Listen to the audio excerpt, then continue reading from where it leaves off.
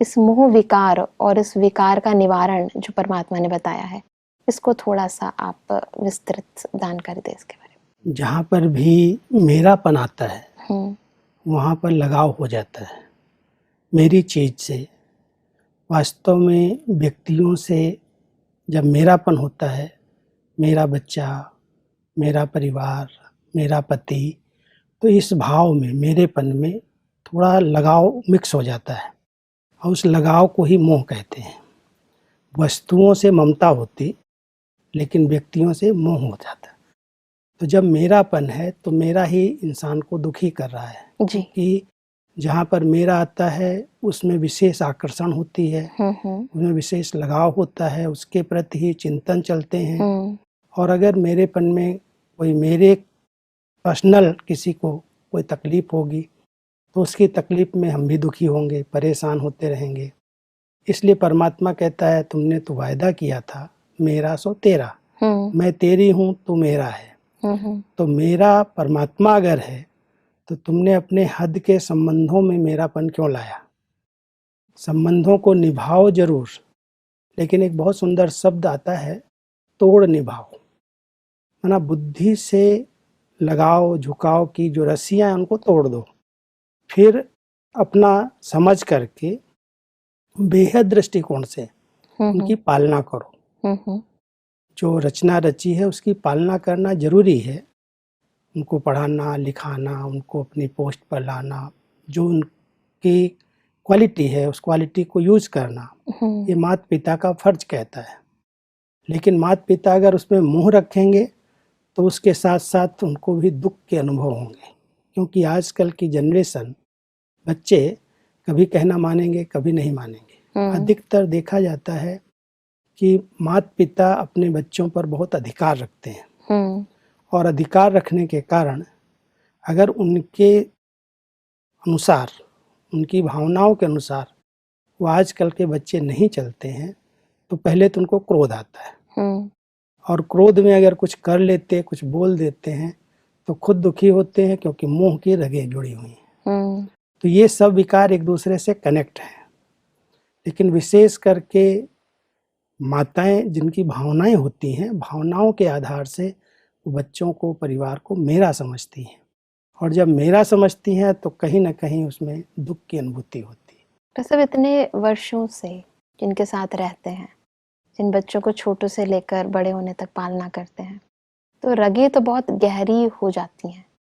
उन गहरी रगों को निकालना इन ईश्वरीय ज्ञान के महावाक्यों के आधार से मेरे को तेरे में परिवर्तित करना एक बहुत बड़ा प्रोसेस है भाई साहब। इसको सहज कैसे करें? प्रोसेस बड़ा है, लेकिन अगर एक निश्चय हो जाता है कि संगम युग पर परमात्मा पिता डायरेक्ट हम बच्चों को मिले हैं, उनकी पालना मिल रही है और हम उनके बन गए, तो परमात्मा कहता है बच्चे तुम बच्चे बन करके रहो।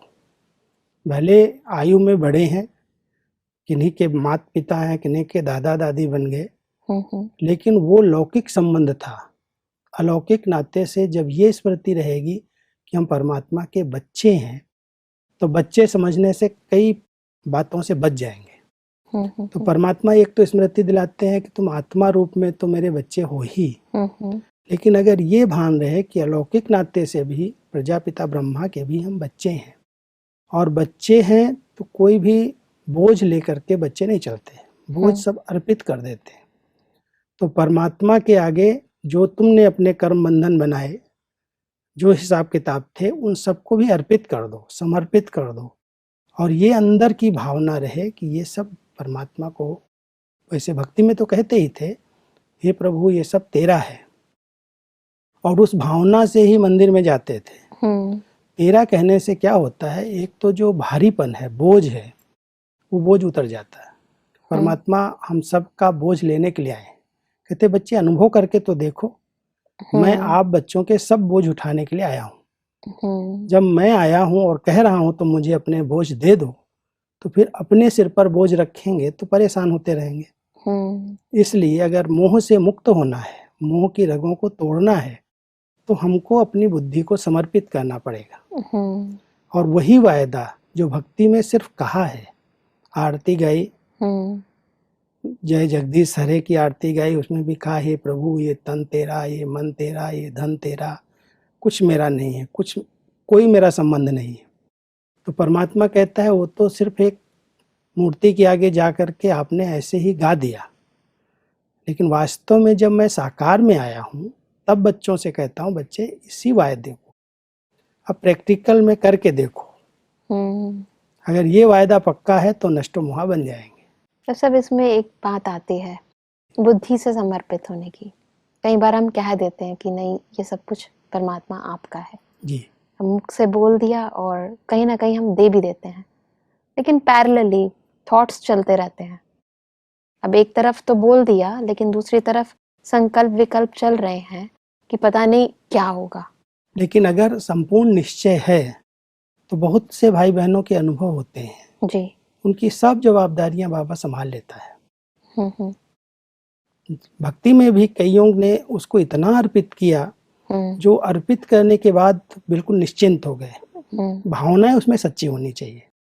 वो भोलानाथ वो भगवान सब बच्चों को मदद करता है जी, लेकिन किस आधार से?